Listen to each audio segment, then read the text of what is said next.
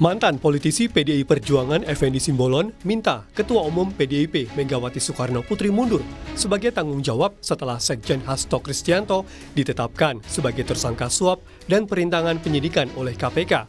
Membela mantan Presiden Jokowi, Effendi membantah ada politisasi kasus hukum Hasto di KPK.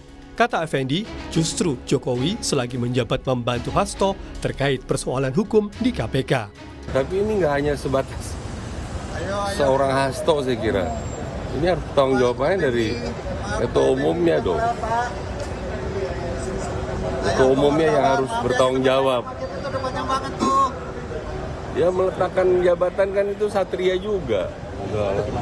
Setahu saya justru Pak Jokowi bantu dia. Setahu saya selama ini. Buktinya kan sampai dengan periode pengurus pimpinan KPK yang lama kan tidak pernah ada dikutak-atik. Ini kan periode yang baru. Politisi PDI Perjuangan Guntur Romli merespons pernyataan Effendi Simbolon sebagai hal yang tidak etis karena sudah dipecat dari PDI Perjuangan. Guntur meyakini pernyataan Effendi meminta Megawati mundur tak lepas dari pertemuannya dengan mantan Presiden Jokowi beberapa waktu lalu. Kata Guntur, pernyataan itu membenarkan ada skenario pihak tertentu untuk mengacak-acak PDI Perjuangan.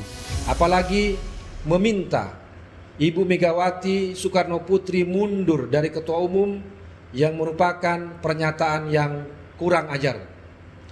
Yang kedua, kami menduga bahwa pernyataan Saudara Effendi Simbolon itu terkait dengan pertemuan Joko Widodo beberapa waktu lalu di Solo. Dan kami semakin yakin apa yang disampaikan oleh Ibu Megawati Soekarno Putri Ketua Umum PDI Perjuangan pada tanggal 12 Desember bahwa ada yang ingin mengaut-aut, ada yang ingin mengacak-ngacak Partai Demokrasi Indonesia Perjuangan. Dosen Hukum Tata Negara dan peneliti Posdem Universitas Andalas, Ferry Amsari berpandangan, pernyataan Effendi Simbolon justru mengungkap dugaan perintangan penyidikan kasus Hasto oleh Jokowi. Menurut Ferry, perintangan penyidikan oleh Hasto maupun Jokowi seharusnya sama-sama diproses oleh KPK. Saya mau kaitkan dengan pernyataan Pak Effendi Simbolon barusan yang mengatakan bahwa ada gambaran bahwa ini tidak disentuh selama Pak Jokowi. Dia secara terbuka mengatakan Pak Jokowi melakukan obstruction of justice, tindakan menghalang-halangi hukum yang berdasarkan pasal 21 Undang-Undang Tipikor tidak boleh dilakukan oleh siapapun. Jadi bayangkan 4 tahun Jokowi menghalang-halangi kasus ini tidak naik, gitu ya. Dan saya pikir ini sebuah tindakan yang harus diproses juga. Sekjen PDIP Hasto Kristianto ditetapkan sebagai tersangka suap dan perintangan penyidikan kasus Harun Masiku beberapa hari setelah pimpinan KPK yang baru dilantik. Belakangan pula KPK memeriksa mantan penyidiknya Ronald Paul Sinyal yang menyebut mantan pemimpin KPK Firly Bahuri sempat menghalangi penggeledahan kantor DPP PDIP. Tim Liputan Kompas TV.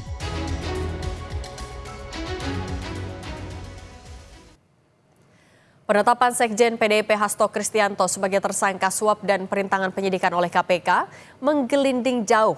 Mantan politisi PDIP Effendi Simbolon meminta Ketua Umum PDIP Megawati Soekarno Putri mundur sebagai tanggung jawab atas kasus hukum Hasto. Membela Jokowi yang disebutnya tak campur tangan kasus Hasto, Effendi justru bilang Jokowi yang membantu Hasto berurusan dengan hukum. Merespons, PDIP mengendus ada upaya mengacak-acak Banteng lewat kasus Hasto. Sudah ada politisi PDIP Setno Bagaskoro, Ketua Umum Jokowi Mania Immanuel Ebenezer, dan pengamat politik Adi Praitno di Kompas Petang. Selamat sore semuanya. Sore Mbak. Selamat sore. Selamat sore Pak Wamen.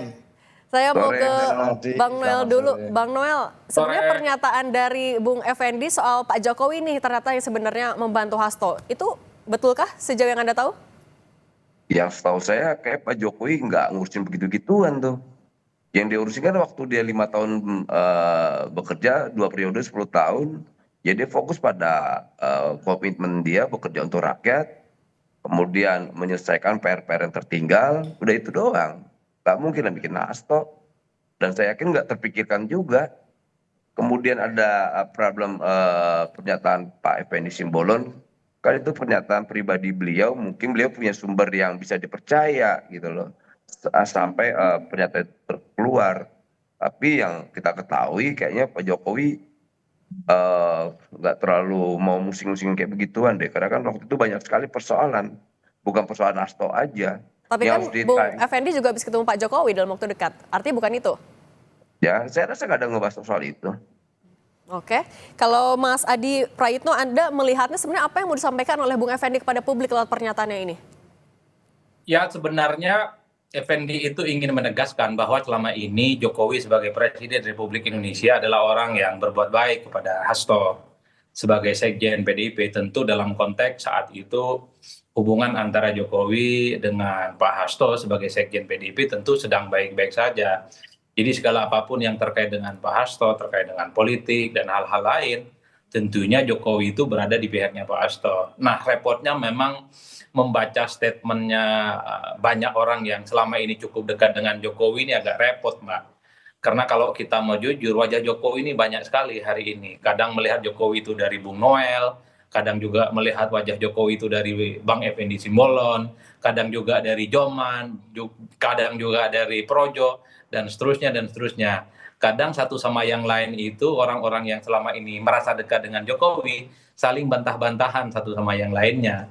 Kalau pernyataan Bung Noel itu kan ingin menegaskan ya bahwa Jokowi itu nggak ada urusan dengan yang lain, nggak ada urusan dengan partai, nggak ada urusan dengan Hasto, hanya fokus bagaimana membangun Indonesia selama 2 periode.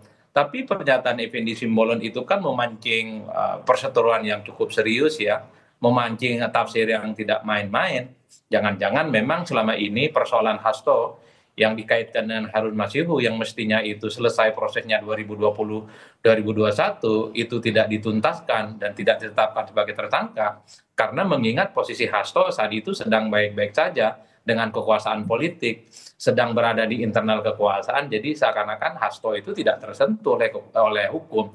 Ini yang kemudian membuat kenapa belakangan ini jangan-jangan memang Pak Hasto itu ya punya jaring pengaman yang memang tidak bisa membuat dirinya itu disangkut pautkan dengan hukum. Tapi ketika tak lagi menjadi bagian dari kekuasaan politik, kemudian terjadi konflik dengan Jokowi, maka persoalan hukum dengan Pak Hasto itu sangat mudah untuk diinvestigasi dan sudah ditetapkan sebagai tersangka. Saya kira di situ Mbak konteks. Soal jaring pengaman ini kalau Mas Eno Anda melihatnya, betulkah bahwa ya ada ketika Pak Jokowi masih jadi presiden ada jaring pengaman dalam tanda kutip, Anda juga menemukan hal itu? Ya agak susah logikanya untuk sampai ke sana Mbak. Karena kalau memang ada proteksi dari super body power seperti itu, artinya kan sejak awal tidak mungkin ada kasus Harun Masiku atau kasus apapun yang menyangkut PDI Perjuangan. Faktanya ya ada-ada aja gitu. Dan waktu kami mendengar dan waktu prosesnya berjalan ya dilaksanakan saja prosesnya. Tidak ada halangan berarti di sana. Tapi yang dari kami dengar kan memang selama ini KPK ini rasa-rasanya kan selalu klaimnya adalah tidak ada intervensi, tidak ada kemudian kekuatan lain yang bisa melakukan suatu cawe-cawe. Misalnya pengakuan atau testimoni dari Pak Agus Raharjo pernah dibentak di ruangan misalnya untuk menghentikan kasus itu tidak pernah ada. Kan cerita-cerita yang muncul di publik seperti itu. Masa iya sih memang dulu itu bisa atau pernah ada kekuatan politik yang bisa kemudian menahan kasus seseorang sampai bertahun-tahun lamanya seperti yang dikatakan Pak Effendi.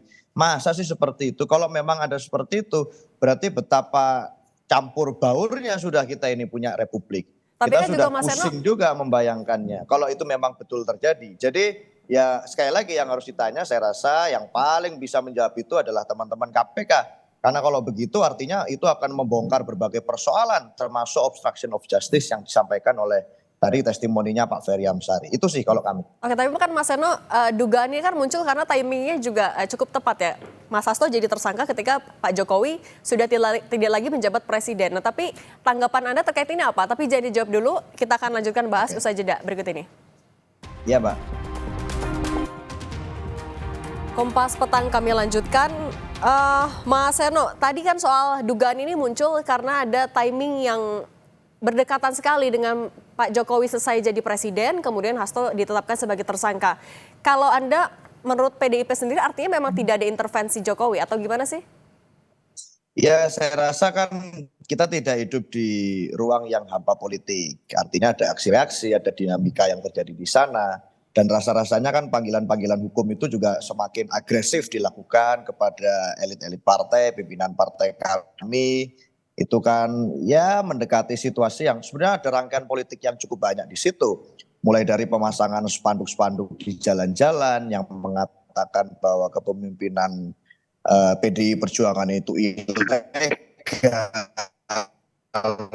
lalu bagaimana kemudian narasi di medsos itu kan panggilan demi panggilan ini eskalasinya terus naik di situasi itu. Lalu tidak lepas juga misalnya dari peristiwa partai memberikan sanksi organisasi berupa pemecatan kepada 27 kader. Sehingga publik ini nggak usah orang politik, publik saja saya rasa dari percakapan di medsos di mana-mana berusaha merangkai-rangkai ini jangan-jangan ada keterkaitan satu sama lain. Nah itulah yang kemudian kami anggap kalau memang hukum ini mau ditegakkan, harapan kami ya profesional saja, memang sesuai dengan prosedur. Jangan kemudian hukum bercampur dengan politik, hukum digunakan sebagai alat untuk nabuk jilih tangan. Apalagi di momentum krusial mendekati HUT dan Kongres Partai sudah jadi rahasia umum bahwa banyak partai mengalami tantangan semacam ini, serupa ini di Republik Indonesia pada saat mau melakukan konsolidasi internal, ada framing yang berusaha untuk ditetapkan dicap kepada partai-partai tertentu untuk kemudian memberikan sebuah stigma bahwa partai ini tidak baik. Nah PDI Perjuangan saya rasa malah sebenarnya enggak. Dalam sejarah ini pada saat kami secara terstruktur berusaha dikecilkan dan dilemahkan, justru semangat dan upaya-upaya itu membesarkan kami. Sampai hari ini masih banyak sekali orang-orang yang WA ke saya, WA ke semua pengurus dan kader-kader lain, malah ingin bergabung dengan PDI Perjuangan di tengah situasi ini. Jadi agak susah memang di situasi saat ini, agak blur untuk memisahkan antara logika hukum dan logika politik. Harapan kita bekerja profesional saja, kita pasti akan jalankan sesuai prosedur. Itu Mbak. Oke, kita juga sama-sama dengarkan lagi pernyataan dari Effendi Simbolon terkait dengan Jokowi yang diduga melindungi Hasto Kristianto. Nggak hanya sebatas seorang Hasto saya kira. Ini harus tanggung jawabannya dari ketua umumnya dong. Ketua umumnya yang harus bertanggung jawab. Dia meletakkan jabatan kan itu satria juga. Setahu saya justru Pak Jokowi bantu dia. Setahu saya selama ini. Buktinya kan sampai dengan periode pengurus pimpinan KPK yang lama kan tidak pernah ada dikutak-atik. Ini kan periode yang baru. Mas Adi, yang disampaikan Effendi Simbolon kan bukan cuma ada kaitannya antara kasus Hasto dan juga Pak Jokowi, tapi juga bahkan meminta agar Ketua Umum PDIP mundur untuk sebagai bentuk tanggung jawab. Kalau Anda melihatnya maksudnya apa? Maksud dari Effendi Simbolon mengatakan ini? Ya saya kira itu adalah suara hati dari Effendi Simbolon yang selama ini mungkin dipendam bertahun-tahun di PDIP.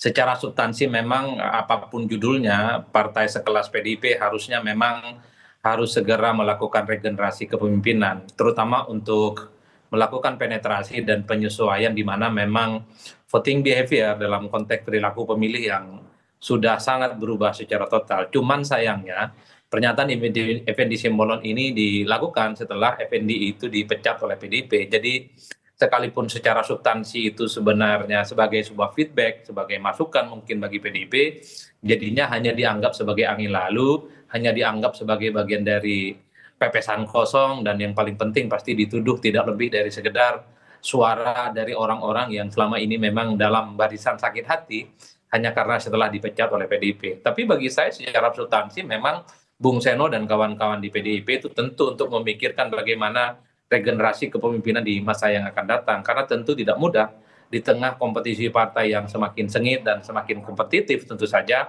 maka perlu strategi-strategi yang jauh lebih komprehensif, yang terutama acceptable terkait dengan dinamika perkembangan politik yang cukup dinamis ya. Karena pada saat yang bersamaan, partai-partai selama ini yang tidak pernah diperhitungkan seperti Gerindra, perolehan suaranya juga cukup signifikan ya, bukan hanya di Pilpres, tapi di Pileg ya selisihnya dengan PDIP hanya sekitar 2%. Dulu Gerindra dengan PDIP kan bagaikan langit dan lubang sumur, sangat jauh, begitupun Mas Adi, dengan Golkar. Tapi kalau ngelihat dari rentetan momentumnya, Anda melihat memang ada peran Pak Jokowi kah di kasus ini? Ya, bagi saya memang repotnya hari ini untuk mengkonfirmasi apakah segala apa yang disampaikan oleh Effendi Simbolon, segala apa yang disampaikan oleh Bung Noel, oleh Joman, oleh Projo, itu atas konfirmasi dan hasil diskusi dengan Jokowi. Tapi kan setiap apapun yang diomongkan oleh orang-orang seperti Noel, Effendi Simbolon, dan para relawan politiknya, itu seakan-akan memang terkonfirmasi hasil dialog dan diskusi dengan Pak Jokowi. Kan itu yang kemudian menjadi repot, Mbak, untuk mengkonfirmasi. Jadi wajar kalau kemudian orang-orang seperti Guntur Romli dan mungkin Bung Seno akan mengatakan itu adalah bagian dari apa yang diinginkan oleh Jokowi. Bahkan kan ada salah satu elit PDIP yang mengatakan kok segitu rendahnya Effendi Simbolon hanya sekedar ingin jadi corongnya Jokowi dan seterusnya dan seterusnya. Jadi bagi saya ini adalah babak lanjut dari perseteruan antara PDIP dengan Jokowi. Jadi kalau ada kritik ke Megawati, ada kritik ke Hasto, ada kritik ke PDIP, pasti ujung-ujungnya yang disalahkan dan dituding itu adalah Jokowi. Salah dan benarnya tentu orang seperti Bung Seno dan Bung Noel inilah yang tahu, Mbak. Kalau kita kan hanya melihat dari jauh, apapun argumen politiknya orang-orang seperti Effendi Simbolon, statementnya pasti tidak ramah dengan PDIP. Oke, kita tanya langsung ke Bung Noel. Bung Noel juga yang kemarin sempat disampaikan oleh PDIP bahwa kasus Hasto ini ya seakan-akan jadi pintu masuk untuk mengacak-acak PDIP. Anda setuju dengan hal itu? Enggak lah, jauh banget. Ini partai besar, masa harus kalah dengan kasus Hasto sih? Saya menilainya itu salah. Ya kasus Hasto lah, kasus PDIP. PDIP itu partai besar, partai ideologis. Nggak mungkin bisa dikalahkan dengan satu persoalan perilaku seorang sekjen lah. Banyak kok ketua partai yang lain ditangkap, ketua umumnya partai tetap berjalan. PKS, Demokrat, P3, apa biasa aja tuh. Kok kenapa sekarang seakan-akan PDIP goyang? Jangan-jangan ideologi udah rapuh, ya kan jadi pertanyaan. Masa gara-gara seorang Hasto langsung goyang sih ideologinya? Dan saya punya keyakinan PDIP ini partai yang sangat ideologis, nggak akan goyah karena persoalan Hasto lah. Tinggal gini aja lah, Hasto udah yang terlalu lebay juga lah kan. Oke, kita minta tanggapannya Mas Seno. Mas Seno, singkat saja, silahkan tanggapi. Ya yang pasti konsolidasi internal berjalan terus, kita menerima dengan baik semua masukan dari luar siapapun itu, tetapi tentunya pada saat bicara tentang internal partai kami punya mekanisme di situ. Nah dalam konteks Ketua Umum Partai Bu Mega itu sudah ada mekanisme untuk membicarakan itu, yaitu di Rakernas yang lalu yang sudah bulat permintaan dari pengurus di bawah bahwa kita meminta kesediaan Bu Mega untuk kembali menjadi Ketua Umum. Nah nanti pembahasan terkait berbagai persoalan-persoalan partai yang harus kita hadapi lainnya, nanti tempat membahasnya ada di Kongres. Nah ini satu persatu berjenjang. Jadi buat kami kenapa kok kami menganggap ada suara-suara di luar yang mau mengganggu dan lain sebagainya sebagai angin lalu, ini bukan tanpa alasan. Karena kalau itu adalah bagian dari orang partai yang sudah lama berproses di PDI Perjuangan, harusnya tahu ada rule of the game, ada tempat bermainnya, dan itu sudah final. Itu saja Mbak. Oke, baik. Bang Noel, Ketua Umum Jokowi Mania, Mas Adi Praetno, pengamat politik, dan Mas Seno Bagaskoro, politisi PDI Perjuangan. Terima kasih sudah berbagi di Kompas Petang. Sehat selalu semuanya. Terima kasih, Mbak. Om Noel, Mas Adi.